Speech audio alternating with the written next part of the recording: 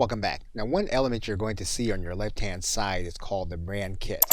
And you're going to click access to that link.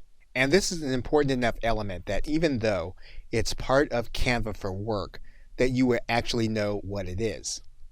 What you're going to be able to do with your brand kit is to indicate to Canva what your brand colors are in this area. And what you can do here is you can indicate two colors. If you want to go up to a third color, you would need to upgrade to Canva for work. However, you can use two colors as part of your brand color palette. Now, one important aspect of the brand kit is that you can upload transparent versions of your logo, which again would give you access inside of Canva to use them along with your brand colors. You can also set your brand fonts. Basically, what you're going to have access to with the brand kit is to be able to use your entire visual branding in any graphic that you create. And so in this area, what you're going to be able to do is to upload your own fonts.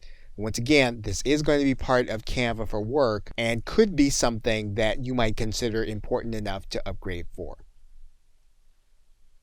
Okay, so with that, thanks, and I will see you in another video.